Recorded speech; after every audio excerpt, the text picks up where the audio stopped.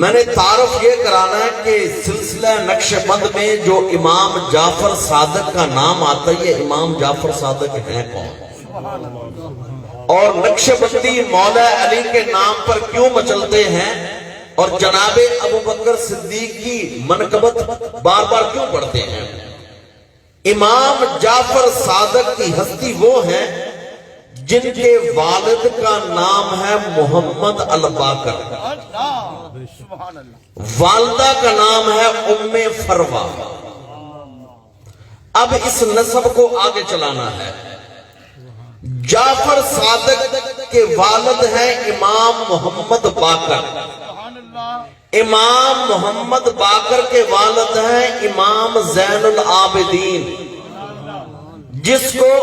جن کو میدان کربلا میں شہید نہیں کیا گیا تھا کیونکہ اتنے بیمار تھے کہ خیمے سے اٹھ کر باہر نہیں گئے تھے۔ امام زین العابدین کے والد ہیں سید الشہداء امام حسین، اور امام حسین کے والد ہیں مولا علی مرتضیٰ۔ تو جس امام جعفر صادق کے دادا جد امجد مولا علی ہو تو نقش بندی علی علی کیسے نہ کریں؟ سبحان اللہ۔ اب چلیے والدہ صاحبہ کی طرف سے، امام جعفر صادق کی والدہ ہے ام فروا۔ ام فروا کے والد محترم کا نام ہے حضرت قاسم، حضرت قاسم کے والد کا نام ہے محمد، اور محمد کے والد کا نام ہے ابو بکر صدیق۔ گویا کہ ابو بکر صدیق کے بیٹے ہوئے نام رکھا محمد، محمد کے بیٹے ہوئے نام رکھا قاسم، قاسم کی بیٹی ہوئی نام رکھا ام فروا، ادھر پیارے علی کے بیٹے ہوئے نام رکھا حسین، حسین کے بیٹے ہوئے نام رکھا علی اوسط یعنی امام زین العابدین، زین العابدین کے بیٹے ہوئے نام رکھا محمد الباقر، محمد الباقر کی شادی مبارک ام فروا سے ہوئی، صاحبزادے کا نام امام جعفر صادق رکھا گیا۔ سبحان اللہ۔ تو نقش بندیوں علی علی بھی کرتے ہیں، حضرت ابو بکر صدیق کا ذکر بھی کرتے ہیں، کیوں؟ اس لیے کہ سلسلے میں امام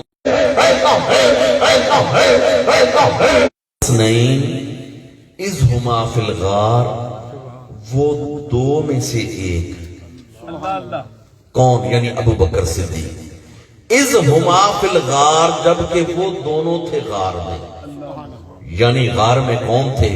یا آقا حضرت محمد مصطفیٰ صلی اللہ علیہ وآلہ وسلم تھے، یا یار غار مصطفیٰ ابو بکر صدیق تھے، دو ان میں سے ایک۔ اور اس کے بعد فرمائے اذ یقول لصاحبہ لا تحزن، وہ وقت یاد کریں جب انہوں نے فرمایا اپنے صاحب کو، اذ یقول لصاحبہ، صاحب عرب میں کہتے ہیں ساتھ والے کو، لصاحبہ جب پیارے آقا نے فرمایا اپنے ساتھ والے کو لا تحزن، حزن نہ کر، غم نہ کر، ان اللہ معانا، اللہ ہمارے ساتھ ہے، اللہ ہمارے ساتھ ہے۔ ان آیات مبارکہ میں اس واقعے کا ذکر ہے کہ ہجرت کی رات جب آقا علیہ الصلوۃ والسلام حضرت ابو بکر صدیق رضی اللہ عنہ کو لے کر چلے، غار ثور میں قیام ہوا، تو غار ثور میں حالات یہ پیش آئے کہ مشرکین مکہ ڈھونڈتے ڈھونڈتے تلاش کرتے کرتے غار ثور کے بالکل دہانے پر آ گئے، اور اگر کوئی بندہ کھڑا ہو غار کا منہ نیچے ہو، اب ان لوگوں کے پاؤں نظر آ رہے تھے کہ قریب آ گئے اور قریب آ گئے اور قریب آ گئے، دشمن تلاش میں ہو، غار کے دروازے پر آ کر کھڑا ہو کر باتیں کر رہا ہو تو اندر سے بندے کا دل کیا کرے گا؟ جن کے ہاتھوں میں تلواریں بھی ہیں۔ اور حضرت ابو بکر صدیق کو یاد رکھیے، یہاں پر کسی کے دل میں یہ نہ جائے نعوذ باللہ کہ جناب صدیق کو اپنی جان پیاری تھی، ارے وہ تو جان لٹانے والے تھے، مال لٹانے والے تھے، سب کچھ قربان کرنے والے تھے۔ صدیق اگر غار ثور میں غمگین ہوئے ہیں فقط اس وجہ سے، اے ابو بکر آج تیرے پاس تلوار بھی نہیں ہے، اگر یہ دشمن آگے آ کر تیرے محبوب کو ایذا پہنچائیں گے آج کیا کرے گا؟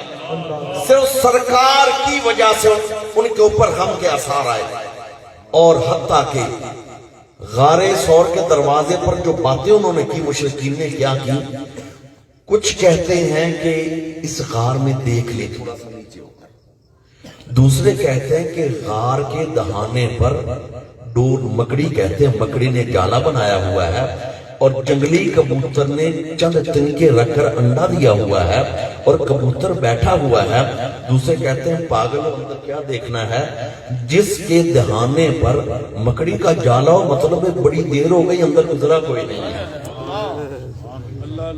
جنگلی کبوتر نے انڈا دیا مطلب اگر اندر کوئی آتا جاتا تو نہ جنگلی کبوتر ہونا تھا، نہ اس کا گھونسلہ ہونا تھا، نہ انڈا ہونا تھا، آپس میں باتیں کرتے رہ گئے۔ جناب ابو بکر صدیق ان کی باتیں سن رہے ہیں اور ان کے پاؤں کو دیکھ رہے ہیں، جب کیفیت میں یہ آیا کہ اگر یہ دیکھ لیں تو سرکار کو تکلیف نہ پہنچائیں، ابو بکر صدیق کی طبیعت کے اندر جس وقت تغیر آیا تو آ کر ساتھ سامنے دیکھا، ابو بکر صدیق کا چہرہ فرمایا لا تحزن، ابو بکر غم نہ کر، لا تحزن، غم نہ کر، ان اللہ معنا، بے شک اللہ ہمارے ساتھ ہے۔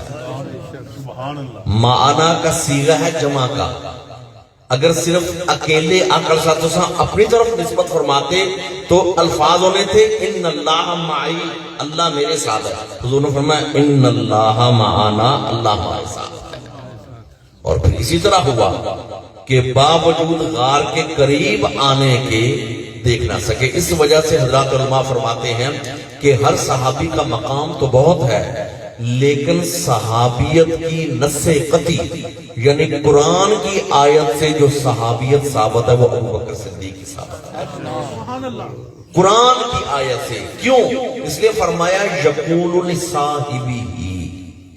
لصاحبہ، یہ صاحب کا لفظ، صحابہ یا صاحب کا لفظ پورے قرآن میں حضرت ابو بکر صدیق کے لیے آیا ہے۔ ابو بکر صدیق رضی اللہ عنہ کی صحابیت نص قطعی یعنی قرآن کی آیت سے ثابت ہے کہ وہ آقا کے صحابی ہیں، اور حضرت ابو بکر صدیق رضی اللہ عنہ کے آپ کا نام آپ کے والد ماجد جن کا نام تھا ابو قحافہ عثمان، ان کے ہاں جو بیٹا پیدا ہوتا فوت ہو جاتا، جو بیٹا پیدا فوت ہو جاتا۔ اس زمانہ جہلیت کی بات ہے، ابھی اس وقت اسلام کا نور نہیں آیا تھا، تو انہوں نے ابو قحافہ نے منت مانی کہ میرا اگر بیٹا ہو اور زندہ رہے تو میں اس کا نام رکھوں گا عبد الکعبہ، یعنی کعبہ کا بندہ، کیونکہ احترام کی نگاہ سے دیکھا جاتا تھا خانہ کعبہ کو، اور میں اس بچے کو یہ ہوگا کہ اس کی خانہ کعبہ خدمت پر لگا دوں گا۔ اب اللہ پاک کا کرنا ایسا کہ ان کے ہاں بیٹا ہوا، نام رکھا عبد الکعبہ، اور عبد الکعبہ نام چلتا رہا۔ جب آقا علیہ السلام کے ساتھ عبد الکعبہ کی دوستی ہو گئی، یاری ہو گئی، پھر آقا علیہ السلام غار حرا سے اتر کر آئے اور میرے آقا علیہ السلام نے وہ نور نبوت کا اظہار فرمایا تو سب سے پہلے جس نے کہا اشہد ان لا الہ الا اللہ و اشہد ان محمد رسول اللہ، وہ ابو بکر صدیق تھے۔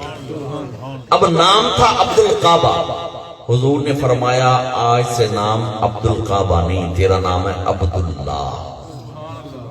حضرت ابو بکر صدیق کا اسم پاک عبداللہ، عبد الکعبہ سے بدل کر سرکار نے نام رکھ دیا عبداللہ۔ ابو بکر صدیق کو ابو بکر صدیق کیوں کہتے ہیں؟ اس لیے کہ عربی زبان میں جو کنیت چلتی ہے وہ کنیت کبھی چلتی ہے اولاد کی وجہ سے، کبھی کسی چیز سے گہری نسبت ہو جائے تو اس کی بھی کنیت بن جاتی ہے۔ مثال کے طور پر اب آقا علیہ السلام کی، میرے آقا کی کنیت ہے حضرت ابو القاسم، کیونکہ آپ کے بیٹے صاحبزادہ تھے قاسم، تو آقا صلی اللہ علیہ وسلم کی کنیت ہے ابو القاسم۔ مولا علی کی کنیت ہے ابو الحسن، کیونکہ آپ کے بیٹے تھے حسن۔ عام طور پر کنیت جو بڑا بیٹا ہوتا تھا اس کی وجہ چلتی تھی۔ اب ایسے مولا علی کی کنیت ہو گئی ابو الحسن۔ کنیت کبھی بیٹوں کی وجہ سے چلتی ہے، کبھی چیز سے گہرا تعلق۔ ایک نام آپ نے سنا ہوگا ابو ہریرہ۔ اب ابو ہریرہ کی جو کنیت ہے یہ بیٹے کی وجہ سے نہیں یا بیٹی کی وجہ سے نہیں، ہوا یہ کہ ابو ہریرہ آقا صلی اللہ علیہ وسلم کے صحابی، انہوں نے اپنے بازو میں ایک بلی کا بچہ ڈالا ہوا ہے۔ مسجد نبوی میں کبھی بازو ایسے کرتے ہیں کیونکہ عادت بلی کے بچے کی اونچائی کی طرف جاتا ہے تو وہ اوپر کو آتا بلی کا بچہ، پھر ایسے بازو کرتے وہ ادھر جاتا ہے۔ بار بار بلی کے بچے کو اپنے آستین کے اندر ڈال کر کبھی اوپر کرتے ہیں کبھی نیچے کرتے ہیں۔ آقا علیہ الصلوۃ والسلام نے دیکھا کہ بلی کے بچے سے کھیل رہے ہیں، میرے آقا نے فرمایا انت ابی ہریرہ، تو ان کا باپ۔ وہاں سے ابو ہریرہ کا نام لوگوں کو بھول گیا، ابو ہریرہ کنیت بن گیا۔ کسی چیز سے گہرا تعلق ہو تو اہل عرب کا کنیت بنتی تھی۔ اب دیکھیے کہ یہاں پر ابو بکر صدیق کو ابو بکر کیوں کہتے ہیں؟ اس لیے کہ بکر عربی زبان میں کہتے ہیں سورج کی پہلی کرن کو۔ جب سورج نکلتا ہے اس کی پہلی کرن کو کہتے ہیں بکر، کیونکہ جب اسلام کا سورج طلوع ہوا تو سب سے پہلی کرن حضرت ابو بکر تھے، آپ کو ابو بکر صدیق کہا جاتا ہے۔ آپ کو ابو بکر صدیق کہا جاتا ہے۔ اور دوسری وجہ، بکر عربی زبان میں کہتے ہیں موسم کا پہلا اترنے والا پھل، موسم کا پہلا اترنے والا پھل، کیونکہ دین اسلام کا جو درخت ہے اس کا سب سے پہلا پھل جناب ابو بکر ہیں، آپ کو اس وجہ سے ابو بکر کہا جاتا ہے۔ تو اس لیے ابو بکر، بکر کا ایک معنی ہوتا ہے کہ سبقت لے جانے والا، جلدی کرنے والا، کیونکہ ابو بکر وہ ہیں جنہوں نے کلمہ پڑھنے میں سب سے جلدی کر دیا، اس وجہ سے آپ کو ابو بکر کہا جاتا ہے۔ اور صدیق یہ بھی آپ کا نام نہیں ہے، ابو بکر کنیت ہے، صدیق لقب ہے۔ صدیق کیوں کہا جاتا ہے؟ دو بڑی وجہ ہے۔ ایک وجہ یہ ہے کہ جب سارے مکہ والوں نے تکذیب کی، جناب ابو بکر نے تصدیق کی۔ جب سب نے جھٹلایا، ابو بکر صدیق نے کہا کہ میرا یار سچا ہے، میرا یار سچا ہے۔ اور اس کا واقعہ بھی ہے کہ ابو بکر صدیق نے کلمہ تو پڑھ لیا لیکن حضور کی طرف سے اظہار کا حکم نہیں تھا کہ علن اعلان نہ کہو۔ ایک دن کا واقعہ ہے، دن کا وقت ہے، بیت اللہ کے آس پاس جتنی خالی جگہ تھی وہاں دن کے وقت مکہ والے بڑے بڑے سردار اپنی اپنی پنچایتیں لگاتے تھے، فیصلے کرتے تھے، بیٹھتے تھے مختلف جگہ پر۔ لوگ اکٹھے ہو کر کتنے بیٹھے ہوئے ہیں، تو میرے آقا علیہ الصلوۃ والسلام آئے، تشریف لائے، اور میرے آقا علیہ الصلوۃ والسلام نے اونچی آواز سے فرمایا کہ انی رسول اللہ صلی اللہ علیہ وسلم، میں اللہ کا رسول ہوں۔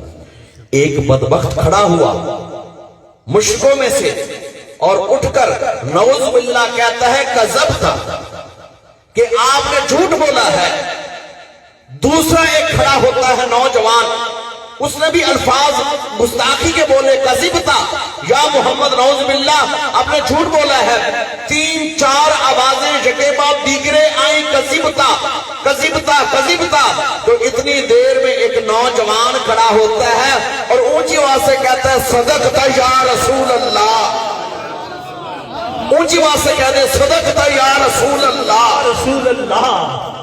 آپ نے اونچی آواز سے کہا صدقتا یا رسول اللہ، آپ نے فرمایا اے اللہ کے رسول آپ سچے ہیں۔ تو علن اعلان سب سے پہلے جس نے میرے آقا صلی اللہ علیہ وسلم کی تصدیق کی وہ ابو بکر صدیق ہے، علن اعلان، اونچی آواز سے۔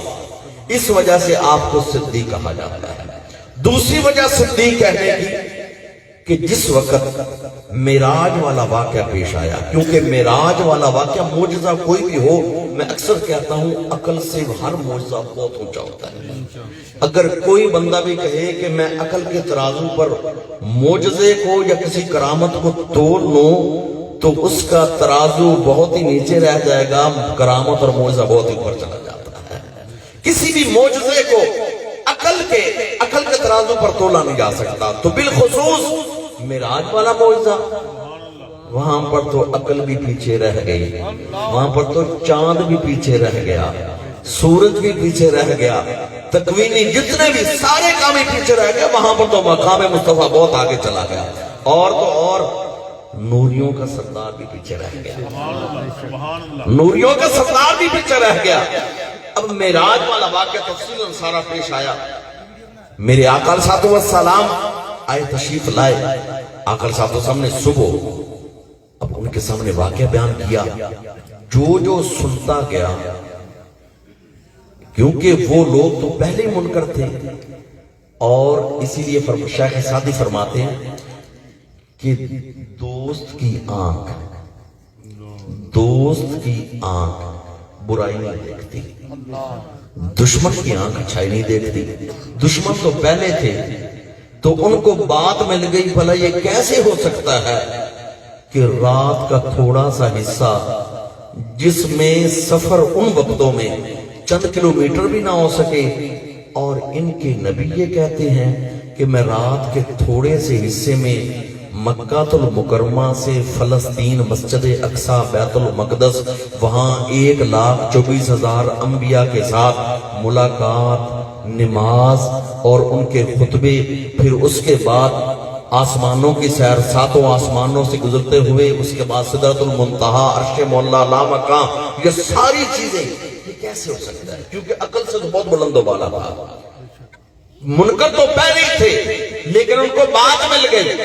انکار کرنے والی کہتے ہیں کہ آج اکٹھے ہو کر کہتے ہیں کہ آج جو ان کا زیادہ یار بنا ہوا ہے نا، اشارہ تھا ابو بکر کی طرف، آج اس کو بھی اپنے ساتھ ملا لیتے ہیں. آج موقع ہے، آج اس کو بھی ساتھ ملا لیتے ہیں. سارے اکٹھے ہو کر جناب حضرت ابو بکر صدیق کے دروازے پر گئے، اور آپ کو کہتے ہیں کہ اگر کوئی کہے کہ میں رات کے تھوڑے سے حصے میں اتنا لمبا سفر طے کر آیا ہوں تو کیا مان لو گے؟ جناب ابو بکر صدیق کی فراست کی اللہ پاک نے